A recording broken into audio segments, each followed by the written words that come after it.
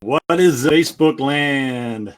Welcome to another episode of the Two Dates and a Dash podcast. I'm your host, Matt Cubbler. And before I introduce my buddy, Joe Decamara, who you all know, I want to first dedicate a show, as I always do. Joe and I had met about 12 years ago, 13 years ago through the Maxwell Football Club.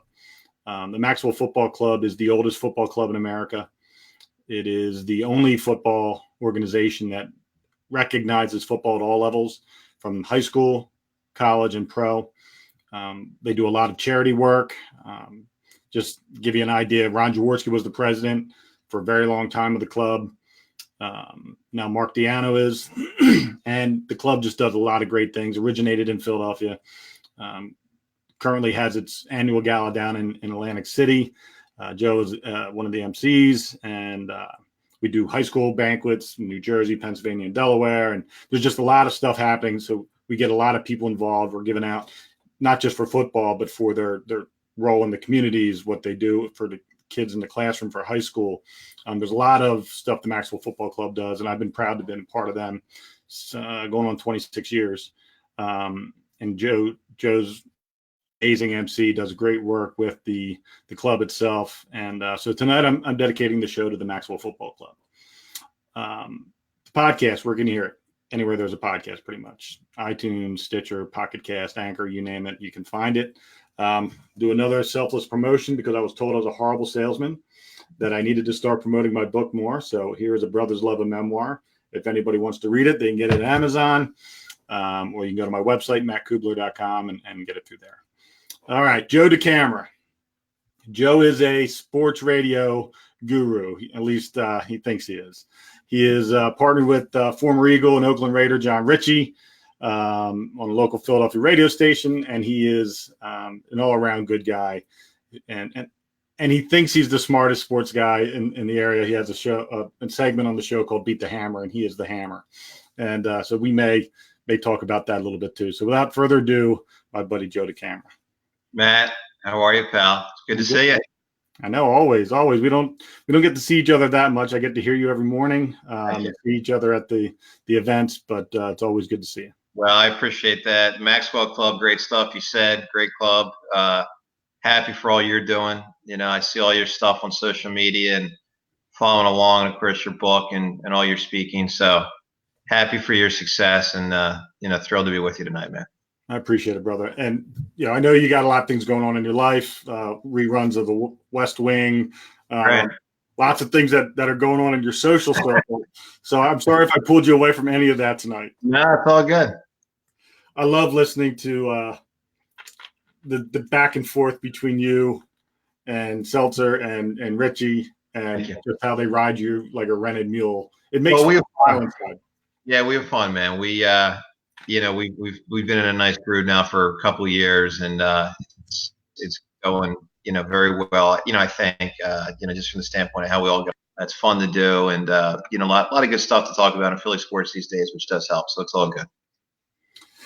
Well, you've seen the show, the premise. It's based off one question. It's a kind of broad question, but it could be a deep question. It could be a real shallow question. It depends on what you think of yourself. So the question I'm going to ask you is, who is Joe Decamara?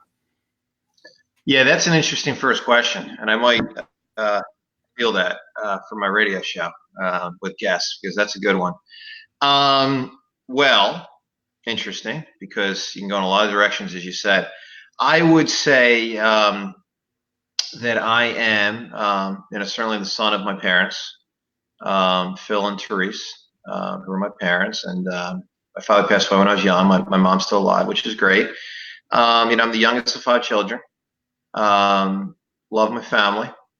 I've had a lot of great times, obviously, with my family. Love my friends. Have a great group of really wide net of friends, different schools growing up. So it's one thing I feel very fortunate with, the base of friends I have. And, I'm obviously, most people, I don't say most people, but some people would know that, I'm a sports talk show host in Philly, which I absolutely love doing. Feel incredibly lucky to do. Incredibly lucky to kind of have the platform on a weekday, daily basis to talk Philly sports, the teams I grew up very passionate about, still am passionate about. So totally love that. And I think for the most part, I think I'm a happy guy. I mean, if you say who am I? I mean, obviously, like anybody, there's challenges, there's pitfalls, there's roadblocks, there's some things you can kind of see coming, and there's certainly a whole bunch that you can't see coming. I hope through the years maybe I've gotten a little better, maybe at dealing with some of the pitfalls. Maybe moving through them a little bit more effectively. Time will tell, obviously, but that's kind of the sense I have to this point lately. And I'm for the most part pretty happy guy. I'm lucky to do what I do, and so I guess who am I? I'm a guy from the Philadelphia area that loves what I do professionally, feels grateful for my family and friends, and is happy to be able to, for instance, do a show like this with you. One of the cool things, I mean, we've known each other a long time, and yeah. We've had a lot of private conversations. We've been in public spotlights together. I remember distinctly when I was planning for my run. I don't know if you remember our phone conversation. I remember it very, very well. And around 2000, I'm going to guess that's around 2007 or. Well, 7 is when we started having our conversations, because I was at a point where I was at a crossroad mentally and emotionally, where I knew that my brother's story needed to be told, and that I didn't want to be the guy that wrote a book that started these charities and then wasn't able to sustain them. And so I came up with the run idea, and I needed an outsider's point of view, somebody who wasn't necessarily in my day-to-day life to bounce stuff off of. And you were that guy for me. And you helped me work through a lot of the struggles I was having as far as asking people for money, trying to promote what I was trying to do, and whether or not that was self-serving, or I had all these conflicts going on in my head. And you did a really good job of helping me work through those things. And I don't know if I ever truly thanked you for that, but I'm going to take this forum to say thank you for that, because it was, as you know, the single most physically, mentally, and emotionally grueling thing I've ever done in my life, to run 78.8 miles across the state of New Jersey. And I found out a lot about myself during that time. So I'm glad I didn't pull the plug at points in times when I thought about pulling that plug. Yeah. Well, I'm thrilled it worked out good. I appreciate it. You kind of bringing me into your circle there of trying to kind of figure it out. There's no doubt my perception years later is that you were a tangled web, in your mind, and you were trying to figure things out. And if our conversations helped, I'm happy about that, man. They did. And it's something that I always valued. And, when I listen to it on the radio, it's funny because, and I know you have a lot of people that are friends with you and that listen to you on the radio, but when I listen to you on the radio, it's as if we're having a conversation. Good. And I like that. And that's kind of when I started doing podcasting, I started thinking about how I wanted to be as a host. I went on a lot of podcasts, but I also thought about people that I admired in the radio world and TV world, and how they handle themselves during interviews. And you're one of the people that you're the same person on the radio as you are in your friendships and your business relationships. So that's really important. Well, I appreciate that. And, I think that, I can't sum the radio thing up in one sentence or even like one paragraph, so to speak, as far as connectivity. But I would say that, and I don't really actively think about this often, but just kind of thinking about it as you bring up the sort of some of the themes you just did there. Obviously I try to have a conversational existence with my co-host John Ritchie and with James Seltzer, our producer, who plays a huge part in our show as well. And so there's a conversation amongst us. It's not me talking at John or James, and it's not them talking at me, although, technically we are, but we're trying to foster conversation. We're trying to have some fun. But then there's this whole other thing, which I think has developed over time. And this, for me, even, predates being at WIP, where it takes time. And I would say for me, years, and I'm guessing years for other people as well, to find a balance where you feel like there's a connection with the audience. There's any number of thousands and thousands and thousands of people listening. Obviously, fortunate to be where I am, where there's a lot of people listening. And, I think that it took time for me to feel even like when I'm speaking, I know people are listening, and there's a it's hard to describe, but it's just, I can feel people listening to what I'm saying, to what John's saying, and what James is saying. And it creates a confidence in a certain sense, because you know that you're not speaking to nobody, or you're not speaking to 100 people, which when you're speaking to 100 people, you can do, the same show. I mean, you can have literally the exact same content, but there's just I don't know how to put it. I would just say I would feel less confident to a certain extent, because you just know you're not connecting with as many people. And so when you have a big audience, and then within that audience, there develops, at least I think, a relationship. They come to understand you, and they're broken up into two different groups. There's the callers, who's a very small part of the audience, and then the rest of the listeners, which is, 99% of the audience. And I think the relationship with the callers in many ways dictates the relationship with the audience that doesn't call. It doesn't completely dictate it, and it doesn't completely define it, but it certainly shapes the relationship you have with the audience. And ultimately, it really is about the relationship with the masses, because, you're trying to reach those 99.9% of people that never call in, and you're trying to have a connection and relationship with them. And I think in time, through my career, I've gotten more confident in that regard. And then I think as a show with James and John, we've kind of, hopefully, I think, established, kind of a rapport with people. I think the cool part, and I'm learning this all on the fly from my third bedroom, with my jerseys behind me. I'm trying to figure out, because it's a podcast where I do have people on Facebook commenting during the show, but I can't engage with them because I can't. It's also an audio podcast where I can't alienate one from the other. So one of the things about your show that I love, and it's the thing, and I don't call in because I've never been a calling guy, but I do text you when I feel like making a comment about something, is that it is as if it's three dudes at a bar drinking a beer, and everyone has access to that conversation. And it's not as if there is this checklist of things we've got to accomplish in the show. It's almost as if it's meant to just be loose and free, and John will go on a tangent on something and you'll counter, and then Seltzer will chime in, and it's a very naturally sounding show. And I've been listening to sports radio since I was a kid. It's 99% of what's on my radio, and I listen to all the shows, and some of the shows are more, even the ones with partners, the partners don't seem to have that connectivity with themselves, and then which then translates into connectivity with the audience, because if we feel as if we're sitting at the bar with you, then that's that connectivity, even if we don't call in. And a lot of times I feel there's this almost like a tug of war going on with some of the hosts that doesn't exist with you guys. And I think and I don't know if that's just the station saying these guys' personalities will gel, or is that simply three really professional guys who just love their job and love hanging out with each other? Yeah. So, I mean, the latter thing you just said there at the end, I mean, we work at having, it's not that we have to work hard. I mean, it's sports talk radio, but we got through, the early 6 months where we didn't know each other very well, and you're kind of trying to find your footing.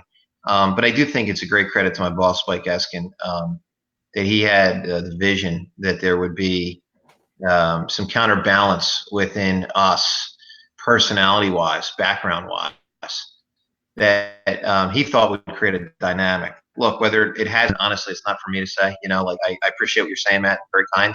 I do hear that from a lot of people. The word that comes up the most, I think, when I talk to people that reference our show is chemistry. And so I wouldn't that's great. If people feel we have that, fantastic. And I certainly just let other people, have their say on it. And I would say that I get what they're saying, because I think it flows pretty smooth for the most part, And so it's and Spike in hiring us, certainly. I don't know what, all aspects of his thinking, but I think, because he has said to me that he sensed that there would be some really interesting dynamic based on our different backgrounds and different personalities that would create, he thought, a good show, and if that's happened and people think that, that's fantastic. So you grew up in the Philadelphia area. You went to did you go to St. Joe's Prep? Yeah, I went to the prep. I went to a lot of grade schools and went to the prep for high school. It was a long road of different schools, and that was a big part of my youth, bouncing around different schools, even though living in the same area all the time. And it created an interesting dynamic where I had a lot of different friends. I was constantly making new friends and somewhat retaining old friends. It was a little harder back in the day. It's a little easier now with Facebook and all. It's been fun to reconnect with friends from grade school that I had gotten out of touch with, over the span of 20 years or so until Facebook, 10, 15 years ago. And yeah, I absolutely love the prep, totally love the prep. My three brothers went to the prep. Both my grandfathers went to the prep back in the 1930s. I was certainly not the same level of student as my brothers. I think that's very, very obvious based on our very basic transcripts. And, there were some teachers that let me know I wasn't the same level student, in good fun and all. But, yeah, I love the prep. Prep's a great school. So when did this love obviously you're a sports fan, but when did the love for talking about sports get fostered inside of you? Was that something when you were a kid you were geeking out on sports radio, or was it something that just sort of... So we did a show a couple years ago. We've done it a few times, a show entitled we do it right before the start of football season, when we've been talking about the Eagles hardcore for about a month leading up to the season, through the training camp and through most of the preseason games. And you always get to that point where you've covered a lot. There's still more to cover, but it gets slightly redundant because the regular season games haven't started. And we typically have done a show in the past entitled Why We Love the Eagles. And it's a show that's just all about kind of reigniting the passion that we as a fan base, collectively have and individually have for the Eagles. And one of the themes that came up a few years ago that I thought was really neat and I never thought of before, because why do we love the Eagles? Well, I love the Eagles because of Reggie White. I love the Eagles because of Randall. I love the Eagles because of Jaws. I love the Eagles because of, and you go on and on and on. Brian Dawkins, 44-6, 4th and 26, 4th and 1 versus Dallas in 95. I go on and on and on and on, right? Winning the Super Bowl 2 years ago in the Birds was why we love the Eagles. And one of the things that came up a couple of years ago on the show that we did that I thought was a really fascinating concept and speaks to what you're asking was the idea was brought up that the love of the Eagles, for most of us, I guess it doesn't exist for every single person, but for most people, the love of the Eagles really predates that which we can remember. So when you ask me about loving sports and talking sports, the reality is, and I know this because my mom has told me and my older brothers and my older sisters told me that, I was spouting off early, I'm whatever, I'm 2, whenever I can talk and reason and process and observe and react, whatever that age and month is, years and month, that's going on. And I don't remember it. I don't remember being 3. I don't remember being 4. I mean, maybe I have just very, very, very tiny memories, but it was there, And so from what my family has certainly told me, that thing that you're asking me about, was going on from the earliest possible days. And, I always knew that I had, kind of a strange mind for sports. I'm very fortunate in that regard. It's just total dumb luck, honestly. I mean, there's no other way to put it. I do have a retention thing with sports where I just remember it. I can't remember it all. I'm not like Mary Lou Henner, remembering every day of her life, but I do have a wacky brain for sports and, but also a passion for it. And I think one of the things that for me, that I have felt very fortunate is to have, I'll use the word connectivity again for the second time, thematic in our conversation here, Matt, is to me, it's not just about who cares if you remember something, whatever, right? You remember something, big deal. But to me, what I hope the audience maybe enjoys, I enjoy it as a sports fan, is the connection between why now is relevant because of what we've experienced in the past. If there was no past in Philly sports, then the present wouldn't mean as much. It just wouldn't. I mean, the Eagles winning in the 2017 season mattered so much, in part because all those things I just referenced until the very end, Randall, Reggie, Jaws, this, that, 40-46, boom, boom, boom, boom, boom, all that stuff happened in years when the Eagles ultimately did not win the championship. Yet we loved them and we were passionate about them, but they weren't winning it all. And of course, they had won in 60 and 49 and 48, wasn't known as the Super Bowl. I wasn't alive. So bottom line is that, I just feel like being able to connect dots, from the past to the present, and even hop in sports. Like, it's not just about one sport, one lane. It's about how we feel as sports fans. A couple of days ago when Andy McPhail, the Phillies president, is talking about, the Phillies, probably not kind of going for it this year at the trade deadline, which I'm, kind of paraphrasing, but that was kind of the thing he said, we don't make the playoffs, and blah, blah, blah. And like, that stings because it's been a long road for a lot of the teams just in the last, 5 to 7 years. We know it. I mean, I think it was 2015, Matt, the Sixers had the worst record in the NBA. The Phillies had the worst record in baseball. The Flyers weren't great. And it was the Chip Kelly disaster third year. Like, that stinks. Now, look, things have gotten better. There's no doubt about it. And the Eagles winning was a game changer. Sixers getting good, and they're going to stay good for a while. We'll see how long, obviously, health permitting for Embiid and Simmons, they're going to be good. But, man, like, what we have as fans have endured and gone through, good and bad, to me makes the present more compelling, for lack of a better way to put it.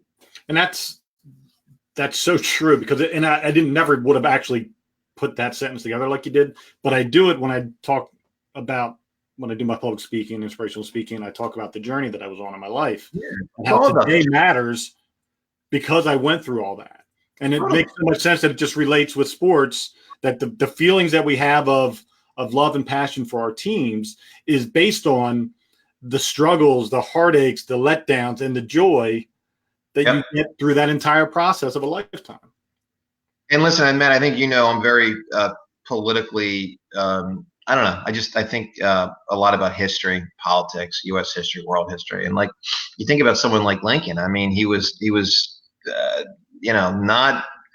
not supposed to be the president of the United States in 1858. Let's put it that way, right? He had served one term in Congress, one term in the House for 2 years. He'd been a state rep in Illinois. He had failed at various things. He was considered a guy that obviously in his community people like. That's very historically clear.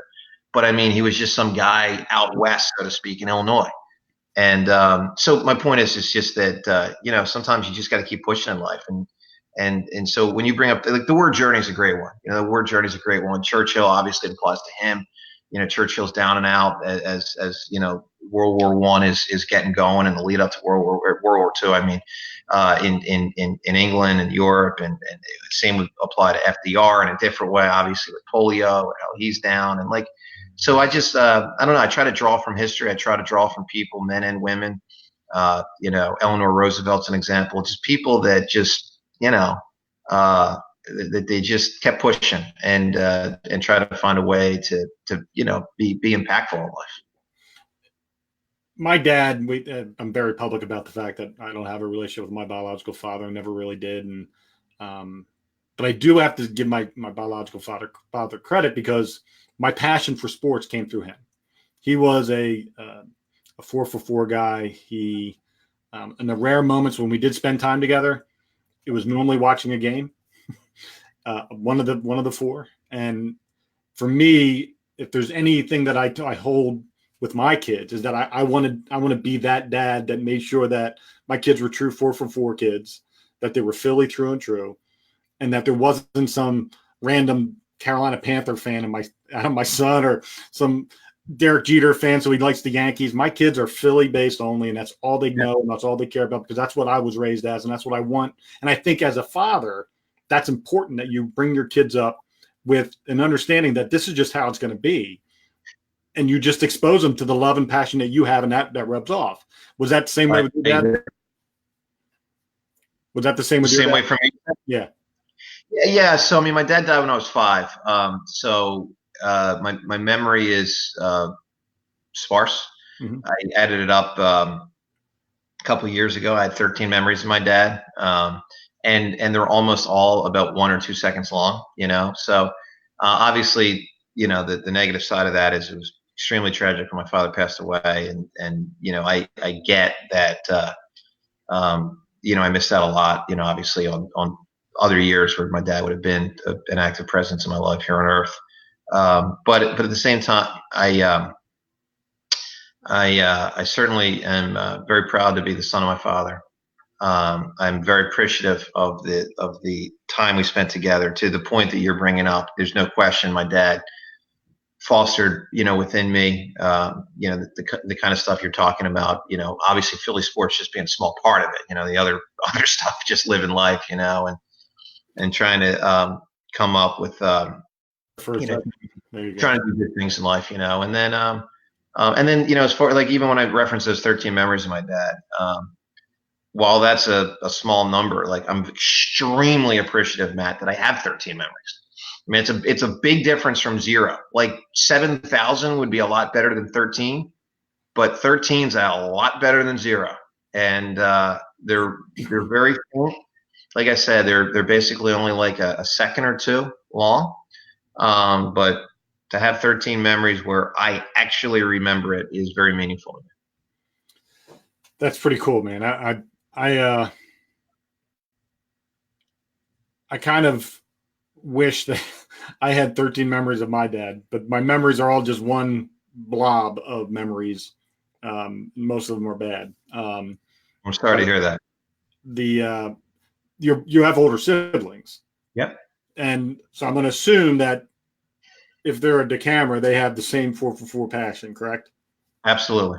So you didn't have, even though that the time with your father was short, they had a little bit of a longer exposure to his influence. Yeah. And so that was passed down through them.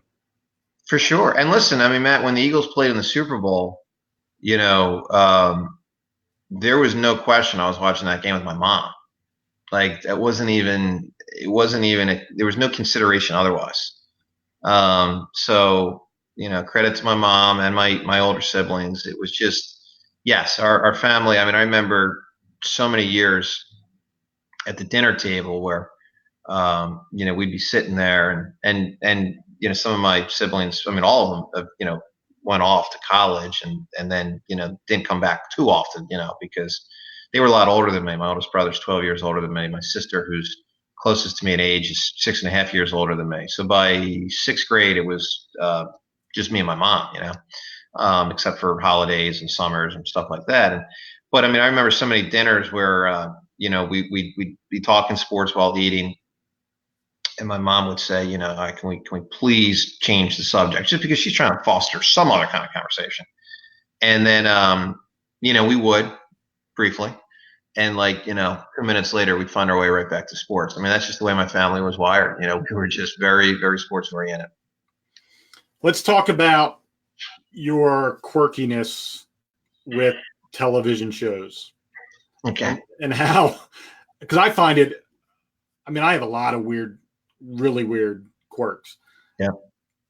But your limited knowledge or limited exposure to certain television shows and your almost abhorrent resistance to new ones is it's odd. I'm not gonna lie, it's just odd. Yeah. Where does that come from? Where does the selective nature of what you will and will not watch come from? And then why are you so obsessive with the ones that you do watch? Great question. No one's ever asked me that question that way. My first thought is I don't know the answer of why. I have no idea. It's obviously who I am. Why that developed, I don't know. So first and foremost, bang, no clue. It does follow a tendency that honestly I didn't even know I had, or at least didn't know that I had it to the degree I think I have it until John, you know, pointed it out on the show, you know, over the last 2 years. It follows a tendency that exists in other areas of my life. Same thing with food. If I like a food, good, I'll eat it, and I'll eat it a lot. And there's some other foods to try, and I'll try a little bit, but I'm not going to try a lot of other stuff. I got what I like, good, let's order it again. So, you know, same thing with like clothes. You know, if I got a couple outfits I like, bang, we're going to those outfits, we'll cycle them around. So, there's that tendency. Why? I have no idea. The irony of the TV watching and movie watching conversation is that I actually have seen a lot of movies. Let's talk about movies first off here. Through the years, to the point, and I've watched a lot of TV, and I've wasted my share of time in life, man, honestly. And much to the chagrin, obviously, of my mom growing up, who thought I should watch less TV, and at times made me watch less TV. But like we had a couple of years ago on the show. This is our first year, and the idea of watching the same movie over and over again came up, and I said, I've seen that movie, whatever movie it was. Oh, I've seen that, 25 times for sure, And then I'm like, I've seen that movie a bunch of times. And then I said to John, all right, tonight when we go home, because I can't do this on the air. It's too much to process and too much thinking. You got to actually talk. You can't just think. I said, tonight I'm going to go home. I'm going to make a list of all the movies that, with my own estimation, the movies that I feel like I've watched 5 or more times, which is, a pretty good chunk of being able to say, you've watched that movie, more than once, 5 times estimation. And I came back, and the list I had the next day was 258 movies that I'd seen 5 or more times. So first off, the idea that I only watch a very small amount of things is a little bit of a fallacy. Now, 258 isn't, 1,000. And so to your point and to John's point, yes, I could have broached, further out from that list and seen 700 movies one time or 2 times. And I'm sure there's any number of hundreds of movies I have seen only once. Who knows what that number would be? So anyway, I do have a tendency to rewatch many times over, whether it's a TV show or a movie, something I enjoy.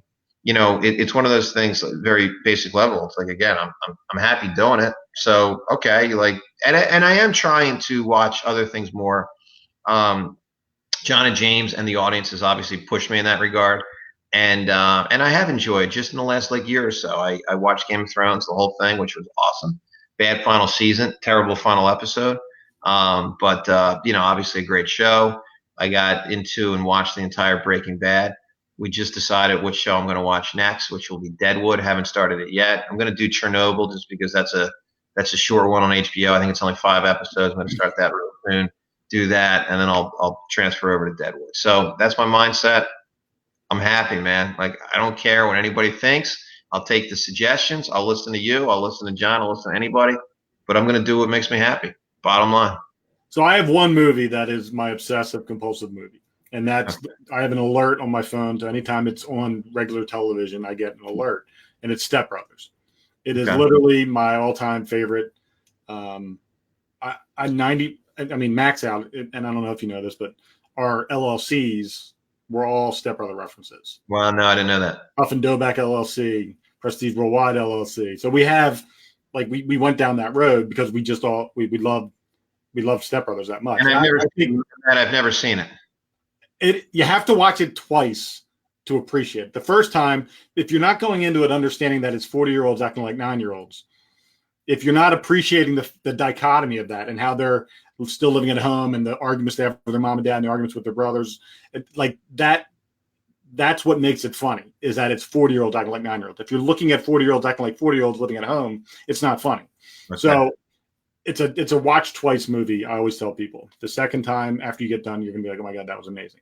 But I've probably seen that 1,000 times, if not completely all at once, combined probably 1,000 times. That's what I did when I did my estimation. My mindset. And look, there's no way to prove it. I mean, you can't turn back time and chronicle everything you've seen. But rough estimation, I was like, look, I might have seen the first half here, second half here, 25 minutes here, that part over there, or something. You just take a guess. That's all.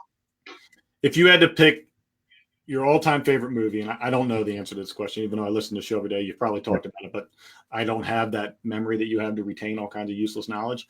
So for me, what is your favorite movie of all time if you had to pick one? All right, so I've got 2. I don't pick one. I don't break the tie. The 2 movies that I have through my entire life, other than being 5 years old when you're watching Dumbo or something. Through my whole life, the 2 movies that have been my 2 absolute for sures are The Natural and Rocky. No question about it. Just, seen them many, many, many times over. Love them. Inspiring, entertaining, sports oriented. And absolutely, they'd be my movies. As far as what I think is the best movie that I have seen, and Rocky, I would say, is a slightly better movie than The Natural, but very close. Obviously, Rocky won Best Picture. The Natural did not win Best Picture, but both great movies. I would say the best movie that I've ever seen, and it's certainly one that many people have historically said is amongst the best, maybe the best, is Casablanca. I think it is absolutely exceptional. I think it gets better all the time. I think every time I watch it, I feel like it gets a little bit better. I think the fact that it's set during the war is, I don't know, it gives me an extra level of like gravitas with it, because like you think about it, it's happening during the war. They didn't know when they made the movie who was going to win the war. They didn't know. You get the drama of that era. You get it with an incredible story. You get it with a love story. You get it with a war story. You get it with just like human dynamics and relationships amongst friends and enemies. And I just think it's fantastic. Never saw it. I've seen segments of it, and on TV shows and stuff like that they would reference it. I know it, and I'm going to go watch it. My favorite movie, non-traditional movie, is Sound of Music. I can watch Sound of Music any time of the year. I love the World War II references to it. I love the Austria-Germany component, the Nazi rule, the whole. I love it all, and I love the soundtrack. And I'm a proud Sound of Music. I will sing every song while it's on. I will do the whole when the kids are going up to bed, saying goodnight song. I'll do the whole thing. So it's a great one. It's a great one, and the hills are alive. They are. Let's talk a little bit about the Maxwell Football Club and how you got involved with the Maxwell Club, because a lot of people don't know that it's the who's who in the zoo of football. It is the largest banquet in the country for football awards. The Heisman might be the most popular, but I would argue that the Maxwell Club has more celebrity gravitas than even the Heisman on an annual basis. So how did you get involved with the club? So I got involved, and I agree with you, by the way. The Maxwell Club, I got involved. The first time I went to a Maxwell dinner was through my friend Scott, who I think you know, Matt, Scott Wolpert. And this is when I had no money, early career-wise, no money. When I say no money, I mean, next to no money, essentially. And those early years were tough, you're trying to find your way in radio, and it's sort of got a little bit of an aspiring actor kind of, thing to it financially. And Scott said to me, hey, Maxwell Awards, let's go. We're going to go. And he's been a family friend for many years. We're going to go. Let's go. And I'm going to buy your ticket. And of course, that was, very generous of him. He's a little bit older than me, maybe 15 years or so, 10, 15 years older than me. So that, obviously, was meaningful to me. First time I went to the dinner, getting exposed to it for the first time. I was still in Philly. And then, it transitioned down to Jersey, to AC. And Scott's brother, Mark, runs the Maxwell Awards. Mark Wolpert, executive director of the Maxwell Awards, has been for a while. And specifically, to answer your question of where there was kind of a big jump, was in 2008, the Mini Max dinner. And I'd been to a few of the other national banquets just through kind of being in the sports industry and having some access in that regard. But then in 2008 is when the person who was going to be emceeing the dinner for the high school dinner had to cancel 2 days before the dinner. Might have been 1 day before the dinner. I can't quite remember because of a sick family member. And Mark Wolpert called me up and said, hey, Joe, can you MC this? And so at this point, I had a little bit of, a certain, group of people out there would know who I am from a radio standpoint, but, still kind of on the smaller side. And so it was a nice thing that he asked me, and I said, yes, sure, of course. And then I had to scramble around. All right, well, how do you MC a banquet? You don't know anybody, and you're going into it in 48 or 24 hours. So, I did the best I could, and I prepared as much as I could, which honestly wasn't a ton. I didn't even have an itinerary until about 2 hours before the dinner. So no itinerary. So, it's just, But I was proud to put it together. I felt like, I thought I did, pretty good, all things considered.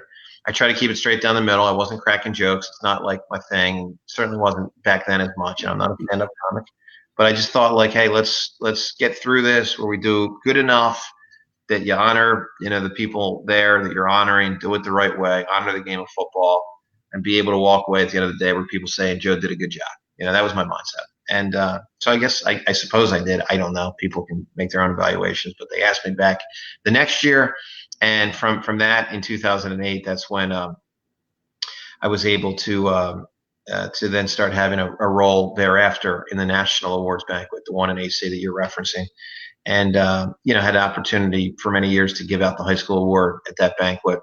And then at a certain point, was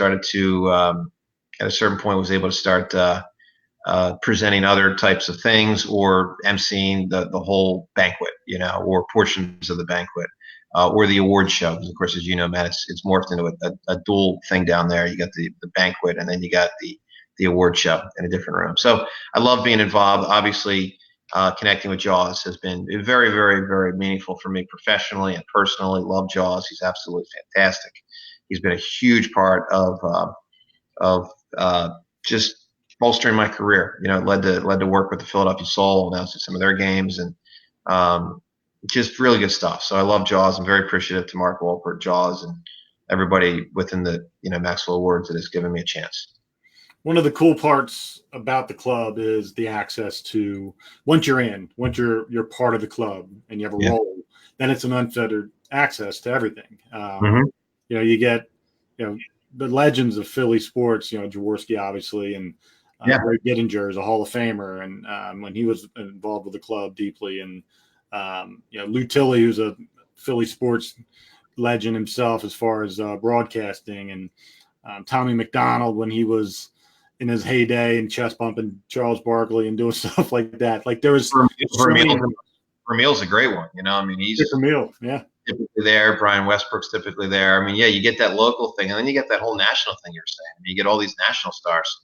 And then I think one thing that's also been cool, Matt, is with the College Football Player of the Year award winner, the actual Maxwell Award winner, and then also the Bednarik Award winner, which of course is the defensive player. Maxwell Award, for those who don't know, it can be offense or defense. Typically it's offense. You meet these 21-year-olds, 22-year-olds who have been successful in college and, are almost always they're all headed to the NFL. And then it's just a matter of how high level of success are they going to have. And many of them have had great success. So these, I remember so many. I thought one thing that was cool, Derrick Henry, who hasn't had the ultimate level of success in pro football, but certainly has become a good starting running back in pro football. We had him at the Maxwell National Gala as the National High School Player of the Year. I'm guessing like 8 years ago. And then the National College Player of the Year, Maxwell Award winner, probably 4 years ago. So, I literally remember them both times. And I remember the last time, I'm like, all right, man, see you back in a couple of years. Now we'll see if that happens. Probably won't happen, but you get my point. It's you meet people, and for the most part, a lot of these guys are so nice. And I remember AJ McCarron, who hasn't had great pro success, but he's been for the most part backup quarterback for most of the years, and he was a cool dude. You know what it is, man. There's so many of these guys through the years, Tebow, and Dominic and Sue. There's been so many very prominent football players that have come through, before they get to the pros. I think the Maxwell Club, and I don't talk about it enough in my personal life, but when I was doing security, when we were the first security guys back in 1995 when they were still in Philly, and it was a one-night event, and the chief of police in Limerick was friends with Pam Specht, who at the time was the chairwoman for the banquet, and she had Doug come and do security, and then he brought me and my best friend Brian Skelton, who's the chief of police now in Limerick, and we sort of started the security program. And at 2000, I became the security director for the club. And throughout those years, people like Tim Tebow came into my life, and I became Tim's bodyguard for 4 or 5 years. And as a result of, no one wanted to do the weird Christian kid security, and at the time I wasn't doing actual security work. I was managing the event on the security level, and so I wasn't actually doing any physical security of anybody. But nobody wanted to guard Tim, so I took it on because no one else wanted it, and their loss was my gain, and I became very close with Tim and his family. And so, I mean, the club has been very beneficial. Yeah. Now my company is one of the title sponsors, along with not quite at the level of Adidas, but we were one of the first ones outside of Marty Judge to sponsor the club. And, it's just a really cool continuation of a 2.5 decade relationship. And should go on and on and on and on and on. It's thriving. It's going strong, and no reason why it shouldn't continue for a long, long time. So where do you see yourself? Do you have aspirations for? There's the ESPN route. There's the national sports television route. Do you ever have any thoughts of going? Radio's awesome, but at some point, since I was a kid, I wanted to be on TV, and I wanted to be like Chris Berman or somebody else that's on TV. Did you ever have those television aspirations? So I've had them. I'm just so incredibly happy where I am. It's funny, man. People ask me sometimes, "What's next for me?" And it's not to say that something else wouldn't be next, because I should certainly, hopefully in time, will expand, what I do. But what is really cool, and I can't even begin to tell you this enough, I'm about to say something that very few people in life get to say, and I this isn't me patting myself on the back. It's not the way I am. This is me telling you how lucky I feel. I am doing my dream job right now. Period. So while I'm sure there will be nexts, some other next thing, and doesn't mean it has to be national, doesn't mean it has to be outside of Philadelphia or television. It just, I'm sure there'll be some add-ons here and there, maybe some writing, maybe some TV work. I am so incredibly happy to be at WIP and so incredibly appreciative of it that I don't think, like what you were just asking about, like that's not my mindset right now. I think in terms of add-ons. I don't think in terms of game-changing because I'm happy. And I mean, again, I'm literally doing my dream job. So if you're doing your dream job, I don't feel the need to go chase a lesser dream job. There is no lesser dream job. I'm doing my dream job. That's awesome. And I think that there's something to be said about knowing that. Yeah. There's something to be said about feeling that level of pride and passion and understanding that I'm good. And people tell me, I obviously wear thousands of hats and sometimes to my detriment. But I'm literally living my dream life. Like there isn't anything that I want to be doing outside of this. And if it's something else I want to do, I'll go find it and figure out how to get it. Yeah. And I think that's that comfort and knowledge of knowing that you are where you are supposed to be when you're supposed to be there is a really cool feeling to have. I agree. I mean, man, when I was 22 or 23, I think it was 22 years old, I went back to my college. It was my first year out of college, and I went back for a weekend to see some friends, and it turned out to be Parents' Weekend, which is kind of random. And so some of my friends that were still there had their parents there, and I remember we're all at Fairfield University where I went to college, and so we're at one of the townhouses. Anybody that knows Fairfield will get the reference of townhouses, the specific spots on campus. And so anyway, I remember being at this one party, and we're all having a great time, that whole deal. And it was one of those kind of unique mixes you get every once in a while, but not often, where parents are there, and some really cool people. And I remember talking to someone's father, and we talked about sports for probably about 45 minutes. We were outside. I don't know why I'd gone outside. I might have had to make a phone call or something. And I remember we were talking, and I remember he's like, wow, you know a lot about sports. I said, oh, well, thanks, And so it's just a fun conversation. And when in the previous months, hating my first job out of college, is when I was starting to think in terms of, well, maybe I should do something sports oriented. And so I was struck by the way he reacted to me. Let's put it that way. In talking about sports, he definitely reacted to me in our conversation. So, okay. So that hit me. And then I went back inside, and I remember I was downstairs in the basement. This was a very impactful night for me, as it led to professional development, because it put me on a path. Because I remember going back downstairs, and I was talking to another person's father, and he was talking about how much he loves his family but hates his job and hates his professional existence. And essentially and I'm not sure the exact age, but probably mid-50s would be my guess. It was just too late for him to switch careers and have it be, financially wise. Basically said, look, I've got children, some of whom are in college, other of whom still coming through. Like, I can't switch. And he was really encouraging me. He's like, look, Joe, he's like, you're young, you don't have a wife, you don't have kids. Now's the time to take some chances, take some risks, see if you can do it, try to put yourself in a position and go for what you love in life. And so that combination of conversations with the one father outside and the other father inside, it was not the first time I had thought about, certainly not, because I thought about the sports broadcasting things as a kid, as a real young kid, but it was a big night in that process of those couple of months when I was really trying to figure out, like, well, what am I doing here? I hate my job. I hate it. And I'm not good at it. That's a whole nother thing. I mean, part of why I'm not good at it is because I hate it. That's a factor. And it was a big night for me, and that was one of a couple key times that I remember from that era where it sharpened my mindset to pursue the sports thing. That's so awesome, man.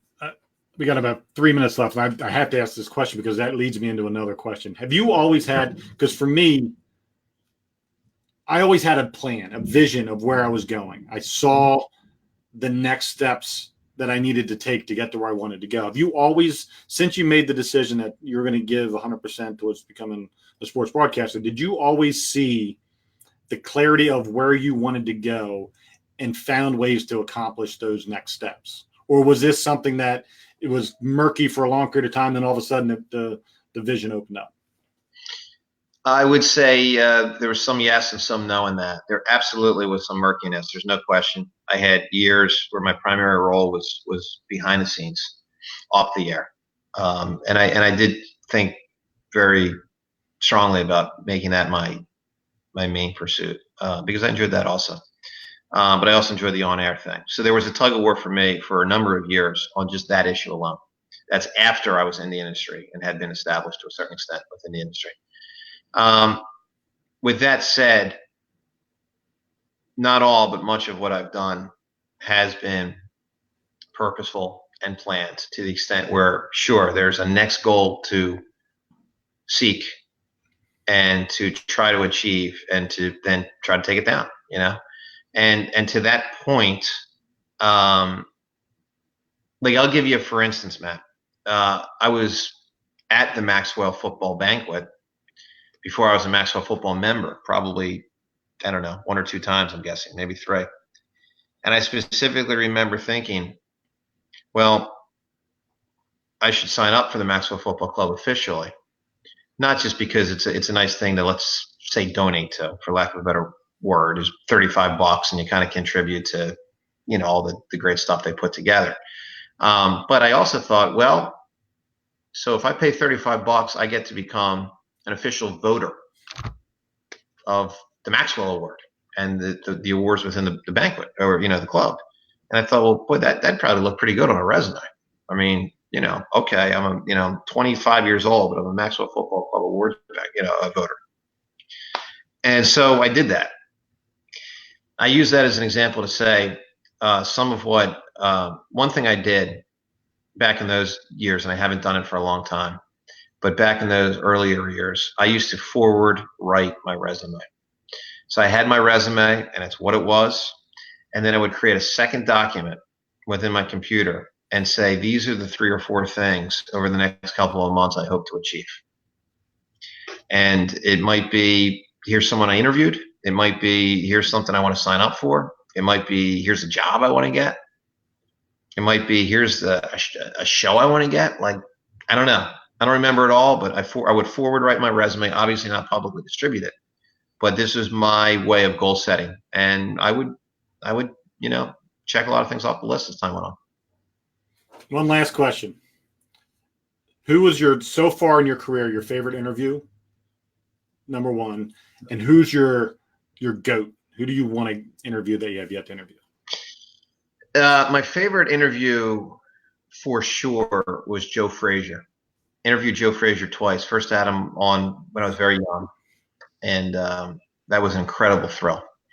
And then, so I would kind of put these two together: the radio interview I did with Frazier, and then I did a television interview with Joe Frazier at a small Abington or Glenside station that I knew wasn't going to be seen by that many people. Because it was really, really a regional. When I say really, town station. But it's Joe Frazier. And so it's American history. Like, that's not just sports history. That's now you're getting into like American history. You talk about Joe Frazier and Ali and all that stuff. And so that was an immense thrill. I typically have an extra added level of thrill when it is the athletes that I know that my father watched and that my father loved. Even if it's an athlete that I did not personally watch, because I get a kick out of the idea of how much I know my dad would enjoy knowing, and my brothers and my sister and my mom and my aunts and uncles certainly told me how much my dad would enjoy, like, oh my God, you're interviewing Joe Frazier. Your father would be so happy with that. So that for me, and that specific night, part of why just to finish that story out, when we finished the interview at the TV station, we walked out together to his car, and it happened to be just like the most perfect, beautiful snowstorm you can ever imagine. It wasn't coming down like 15 inches of snow. There was probably about an inch on the ground. It was very slippery. That's what I remember. It was very slippery, but it was one of those beautiful nights, dark night, but you had lights up, and you just had the magic of snow coming down. And here I am with Joe Frazier. And now I'm walking Joe Frazier to his car with him leaning on me, very heavily leaning on me, to make sure that he does not slip and fall. And I can't even begin to tell you, Matt, just how much it blew my brain away. Again, I just interviewed him. I'm thinking a lot about my dad. And now I'm thinking, oh my God, what would my dad say about this? The heavyweight champion of the world is leaning on me during this beautiful, magical snow night, leaning on me to get to his car. Incredible. Just incredible. You can't, it's just very hard to believe something like that would happen. So that was very meaningful for me. I would say the interview that I'd like to do on a local level, I would say Andy Reid. I think to really kind of dig into the Andy Reid era of Eagles football, hopefully someday, maybe that sort of opportunity would occur to really, really, of course you need the person to be willing to kind of go there, which I doubt he would at this stage. He's still coaching pro football. If he were to ever do an interview like that, there's a good chance it wouldn't be with me, who, he didn't have a direct relationship with. But that would be a fascinating one. He was a 14-year favorite with tremendous prominence.